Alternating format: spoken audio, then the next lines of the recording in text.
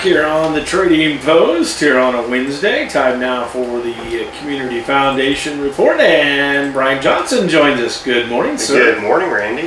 How are you? I think it's summer. Summer it is feels like it here. a little bit. So yes, yeah, it definitely is. Well, it's about due for it. It so is. We're good with that. So, but a nice day here. So. Have a bunch of random things we're going to talk about today. We love random things. We so love this random is things. Call it a variety show maybe today. So not a talent show, just not a variety. Yeah, variety show, a variety of different things. So we've had a lot of things going on at the foundation. Still have a lot of things going on, but a few things that have happened recently. One, I'll put out a plug for our newsletter. We do a monthly newsletter. Give you some information about what's happening in Fulton County, grants, scholarships. If you're looking for scholarships, organization looking for grants, that's one of the first places you can find that. So you can sign up at nicf.org, and there is a link to be able to sign up to get that monthly newsletter. So love to be able to share that information with you. So that way you can keep up to date. If you're going back to school, yeah. If you're part of an organization looking for a grant, if you want to see some information about the grants that we've given out, all those things it's can all right happen there. So one-stop shop, hey, that's that newsletter. Like. So sign up for that. Have a few things that we've done over the past month. One of the things that we did last week, we hung out at the Animal Center. How was that? That was a lot of fun. Well, we had a few storms, so we did. that was kind of some exciting times there. Animals don't always like those storms either. They don't. I have one at home that tries to hide under the bed whenever storms come in, so I'm sure he was probably a little bit nervous about that, but had a good time. Got to hang out, had quite a few folks come through. So we had our pate with the foundation at the Animal Center. Of course, the Animal Center in the location that it is now has been around since 2012 time frame with the new building, and going back before then was at the smaller building that now has their intake facility, but really neat to see how the organization has grown. Put a plug in, they always have adoptable animals on their Facebook page. Got to meet a cat named Pumpkin that was looking for a home. He was pretty friendly. Yeah. He'd love to go home with you, Randy. I got two, I'm good. Okay, well then we'll keep searching for home for Pumpkin, but you can see a picture of him and all his friends there, and then got to meet Sunny the dog. Yeah? Take Sunny home? No, but Sunny was pretty friendly. He'd make a great pet. He ended up there because of a change in the previous owner's life. Okay. So couple of fun animals that we got to hang out with. Sunny kept bringing a toy around. He wanted somebody to play with. So, but they've got some animals out there. Check out their Facebook page. I'm sure they'd love to introduce you to animals. Bet they would. They do a great job of connecting families. Just some of the highlights that we looked at. Of course, I mentioned what we call the new building now, getting close to 10 years old, but the adoption building that you walk into when you're out there, we provided a grant of $70,000 for that, and then the new fence in their side yard, a great space for folks to be introduced to animals. When we've adopted, we've had our current dogs with us, and you can just go out and see how they interact with everybody. So a great space there. Going back a little bit further, we provided close to $30,000 to help get the facility moved when that need arose suddenly. And now that building is used for the intake, so they can have separate spaces for adoptable animals and animals that are still going through the process of being ready for adoption. So couple of significant grants that came from there. We've had some donor advised funds. I'm going to mention the Belcher family. Dick was a large support. Dick was an animal lover. It wasn't uncommon to see his dog hanging out with him when he was around town. So, but he helped with some grants with some things like their veterinary services. I don't think that a lot of folks realize that they provide some basic veterinary services, needs-based. And then they also do some great programs like spay and neuter programs. You bring up cats in town and everybody says, well, we've got cats everywhere. Well, spay and neuter dogs and cats is the best way to prevent overpopulation, and the Animal Center has done a great job of that over the years. We've helped provide some grants for that. They do the neuter scooter. They come in, they'll have services here. They also have a monthly program where they take them down to Kokomo. When we were chatting last week, they said, well, right now for female cats it's filled up through the end of August, so if you have female cats that you would like to get spayed or neutered, make sure that you get on the list sooner rather than later. So but some great services there. And then we also have some funds, some designated funds where donors have set those up, and what happens with those is every year those go back to the Animal Center. Whatever the needs, it's not cheap to take care of animals. They like to eat. They do. Cat litter is a big need. Cleaning supplies, just some basic things like that. So we have the Samantha Yates for the Love of All Animals Fund, the Russell and Sherry Rogers Fund, and the Olive Jane Hathaway Animal Center Supply Fund that on an annual basis provide support for this organization. In total, between our community fund grants, our donor advised fund grants, some other donor advised funds looking through the list, we mentioned Belcher Family Fund, RTC Communications, Tom Wilson Memorial Fund, Fulton County Women's Giving Circle, First Federal Savings Bank funds, and more have provided grants. Total between our community fund grants, our donor advised fund grants, and designated fund grants, we have over $383,000 in grants that have gone to the Animal Center. And I think a lot of times when we have a facility like this in our community, we take it for granted saying, well, it's here. Right. But we don't realize how great of a job. So thanks to everybody that showed up. Sorry for planning it in the middle of a storm. For a while there, we're looking and thinking, do we need to hunker down, take some cover here? But fortunately, it blew over, no damage. Power even stayed on. Hey, I know we lost power in some places in the county, but it was a good evening and got to hang out with some furry friends. Awesome. So that's one thing that we had going on this last month. Another thing that's coming up, an organization called Sleep in Heavenly Peace, a really neat organization. We had a donor advised fund that granted to this, and also the Akron Lions Club is spearheading this. So Sleep in Heavenly Peace is an organization that comes in and helps build beds for youth in the community that don't have those. And when you think about that, it's been interesting over the past few years, talking about families that may be housing insecure. A lot of times a bed is one of the basic needs that they don't have. So this organization has a process where they bring in the supplies, tooling. I'm told there's no experience necessary, so if you've never used a drill, you've never used a saw, but you want to help out with this, you can learn how to do that during this morning. So like I said, the Akron Lions Club has spearheaded this. Their goal is to build 45 beds. And they're doing this on Saturday, August 9th, from 8 a.m. to noon at the Akron Community Center. They are still looking for volunteers, last I heard. Looks like they're still needing about 20 to 30 volunteers. Again, no experience necessary. You can show up, they'll show you all the things that you need to do for your station. If you're interested in volunteering, a couple of contact points.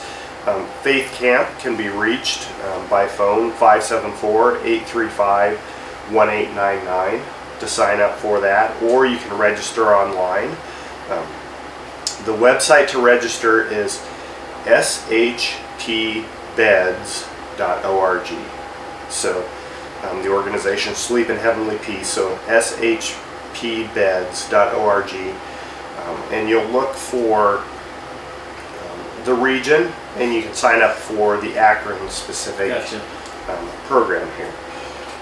Sounds like a great opportunity and a nice community project. It is, and they've The organization has been working with the area schools to be able to find families who are in need of beds, and it's amazing to think about how many youth are sleeping on floors or may not have access to beds. So it sounded like they had a significant number of these 45 already spoken for, so a great project. I mentioned a donor advised fund. The Akron Community and Missions Fund provided a grant of $5,000 to help with some matching funds for this, and the Lions Club has done an amazing job of raising dollars for this program. So again, Saturday, August 9th, 8 a.m. to noon at the Akron Community Center. Still looking for volunteers if you want to get involved in this. A great project. So scholarships. Ooh. Scholarships. Yeah, it was scholarship season. It was scholarship season. You know what? It is scholarship season again. So continuing, we love it. Continuing. It's an ongoing scholarship. So great opportunity. This time a little bit different. Instead of high school seniors, we're looking for folks like us. Okay. Folks that may be in the community. We have 4 scholarship processes in Fulton County going on right now, 4 different levels. The Ginger Miller Higher Education Scholarship, graduate level scholarship. So if you're going back for a master's degree or maybe a doctorate, this is a scholarship that could apply for you. It's for graduate level studies. It does have some requirements on Fulton County residency. Okay. So if you're looking to go for a graduate degree, love to have you apply for that. Frederick Rakestraw Law Scholarship. Bet you can't guess what that's for. Maybe if you're going to law school. Law school, hey, Yeah. Bonus points to Randy today. So this is a scholarship. Frederick Rakestraw is a familiar name in the community and the law world around the state as well. It is for students who are enrolled in a U.S.-based law school. One of the requirements is 3 years of residency during high school, but will help support students who are looking at law school. Another familiar name, the Phillips Brahman Scholarship, Marjorie Phillips. If you went to a Rochester high school sporting event in the last 20 years, you knew Marjorie. So that is a scholarship that helps students who have completed at least 1 year at Purdue University. So students who are currently in that bachelor's program. And Back Home Again in Indiana Scholarship. That's a scholarship that's available to help students who may be looking at some additional training. Maybe I'm working in a career, I need a certificate or some sort of additional training for my current career.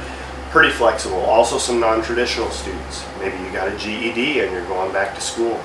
That's a good thing. Although I think HSE, I think I used the wrong term, high school equivalency program. So a neat opportunity there as well to support students of all different levels, anywhere from that non-traditional student to graduate level students. So some exciting opportunities. You can check out those applications, start that application process, nicf.org, and click on the Fulton County Scholarship link, and it will work you through the process of applying for that. If you have questions, Shannon Berger, our scholarship coordinator, is always willing to help with those questions. If you just question, hey, am I eligible for this scholarship? We've had a few of those. Reach out to us. So, but anywhere from that non-traditional student to the current college student to graduate or law school. So all those things can apply. A great opportunity for bettering your future or moving on or whatever you want to do there. Yeah, and we encourage students to apply. The deadline is July 1st, so it'll be here before you know it. It'll be here before you know it. That's next week. Yeah. Doesn't seem like the year should be halfway over. It is. It's Tuesday. But again, those applications, nicf.org. Couple other things that are happening. One that we're looking forward to, the Akron Concert Series. They do a Friday night music series in the square. The Akron Los Donas has organized this for the past few years. They have a series of concerts we were able to provide a grant to help with this of $1,200 for their Friday Night Light, or Friday Night Live music in the park. You can go enjoy a band, maybe grab some food from a local restaurant, or rumor has it there may be some concessions there as well. So awesome. Get a little snack. Starting July 11th is our first concert. So Brant Carmichael will be there on July 11th. August 8th, the Justin Stalbin Band. And then on September 19th, the No Name Quartet. Okay. Great opportunities. Each of those concerts starts at 6 p.m. on Friday night, those nights. So if you're looking for some entertainment, you like music, you listen to the radio. So you probably like music of some sort. Check that out right in downtown Akron. There's some restaurants around the area that you can grab a meal and enjoy, sit in the park, listen to some entertainment. So thank you to the Lost Donuts for providing this opportunity. So, and then the last thing that I wanted to mention on our variety, we did get a variety of things. We've gone all the way from animals to music to scholarships. Now we're going to talk about a pool. A pool? Warm day like this. That'd be a great thing to talk about. It would be a great thing. Warm day like this, you want to go jump in the pool, get cooled off. Yes. Been really exciting to see the grand reopening of the Rochester City Pool. Been busy too. It's been busy. I was out there for the ribbon cutting on Friday, and as soon as the whistle blew, everybody was in the pool. Yeah. It was perfect timing. It was a great opportunity. So appreciate all the folks that have worked really diligently to get our pool renovated and in shape for the summer season. So we've been able to provide some support, couple of pieces. Had a donor advised fund that provided some funding for the fencing around the pool. Apparently there's a law, it's a safety law, that you need a fence around the pool. It's kind of important.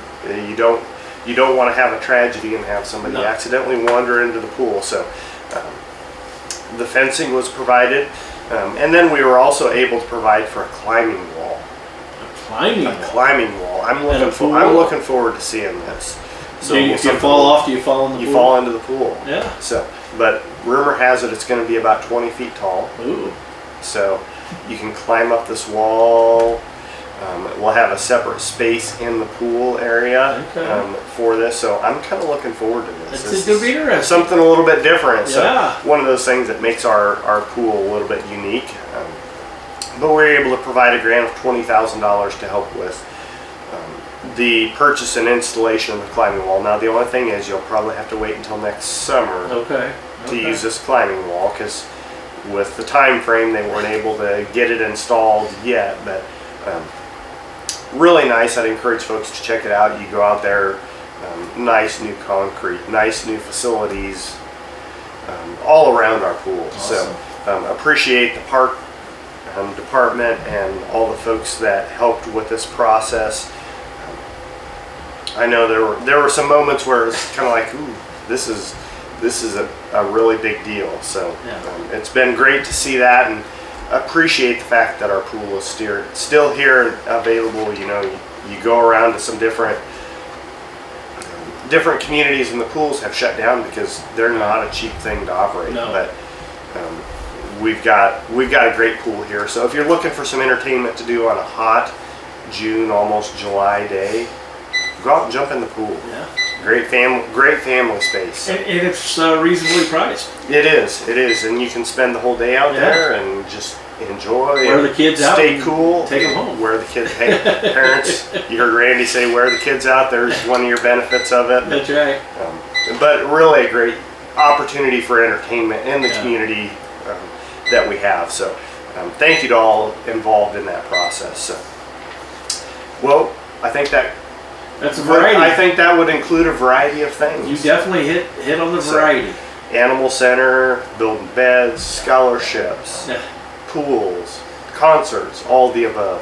All thanks to some great donors. Yeah, definitely. So if you have questions about anything we talked about today, don't hesitate to reach out to us. You can find information online nicf.org. You can find scholarship applications. We are accepting grant applications as well.